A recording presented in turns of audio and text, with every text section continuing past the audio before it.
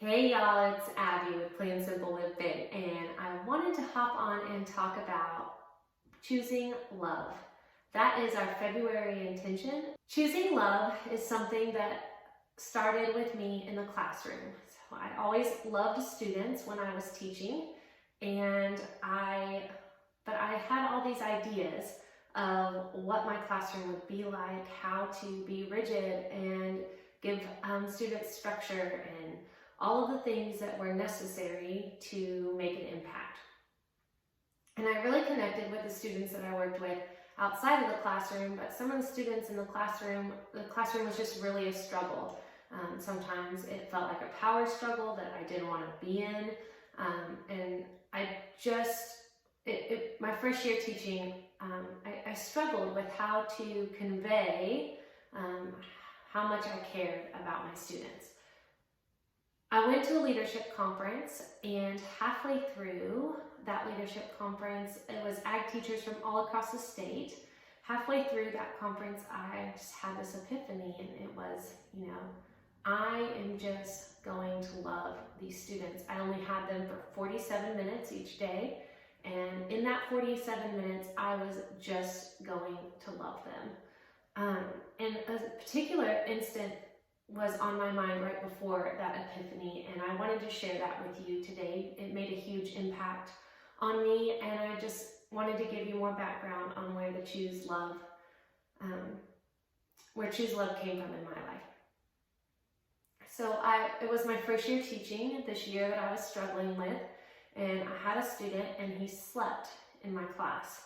He slept. I had a second period and he slept, and I just thought it was incredibly disrespectful. I called him in. When he was awake, he was a very respectful young man. He always looked you in the eye when he spoke to you, but he would just fall asleep. And I would explain to him that I couldn't have him falling asleep in class, that made it okay for other people to disrespect what was going on in the classroom, and he would always say, "Yes, ma'am," and then the next day he would be sleeping in class again. And I tried everything. I tried activities to keep him awake. In my most horrible moments, would walk by and talk really loudly as I would pass his desk to try to wake him up without calling attention to the fact that he may be sleeping, which I'm sure did not pull the wool over anyone's eyes at that time. And finally, I called him in and I said, what's going on? I've spoken to you about this. You seem like you want to stay awake. And this particular student said, "Well, miss, I live in a shelter on the east side of the town where I was teaching, on the east side, and I can't go to sleep because if I sleep, they'll take my backpack. Someone else in the shelter will take my backpack." And that was a wake-up call. That was how naive and how self-centered of me to be choosing to be concerned about whether this young man was disrespectful when he was not getting rest. His basic needs weren't provided for. And as an adult, it was my job to get to the root of what was going on and find workable solutions, which we did. That moment forever changed my life. It is not. I spent time behaving in a way that I am not proud of, but it's a great reminder that we don't know what's going on the other side of where someone is coming from, but we can choose love. And thinking back on that was an impetus that changed my relationship with that student when I could understand what was going on with him and find workable solutions for how he could get rest or how he could show up for my class and then be prepared to show up for his other schoolwork so that he could graduate.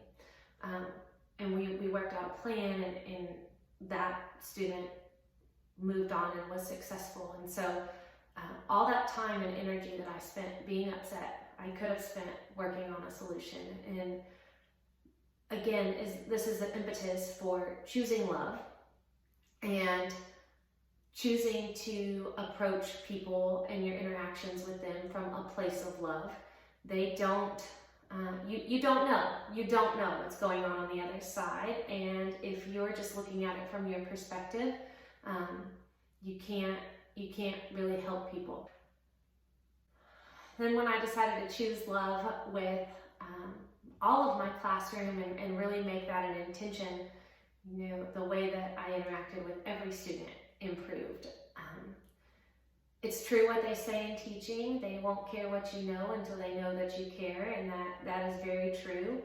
I was fortunate in that the subjects that I taught did not have standardized testing, and to kind of benchmark how much they learned. So I didn't feel some of the pressure that maybe other teachers feel in their classroom, but I just realized for 47 minutes, that's all that I could impact. But students were going to feel safe. They were going to feel like they could interact in a community and in an environment where they wouldn't be made fun of, but also where we wouldn't take each other too seriously, where we would learn and we would admit when we were wrong, and we would improve and grow. And they were going to be loved in that 47 minutes. I couldn't control if they'd had anything to eat since the last time they were at school. I couldn't control what happened to them after school, or how much rest they got, or what kind of home life they had. But in those 47 minutes, I could love them. And I think there's a lot to be learned about how we approach everybody, and how the world would be a better place, just in general, if we decided to choose love. Thanks for listening to my story. I know that's probably not the most eloquent thing that I've ever said, but I felt like I just really had it on my heart to share it with you. And I hope that you guys will choose love this week, and choose love when they're, especially with people that you don't understand, people that you're struggling with. Choose love in your interactions, and I think you'll be amazed at the kind of breakthroughs that you have, and the things that you learn, and the things that you're exposed to. So here's to plain, simple, choosing love, and most of all, living big. Have a great day.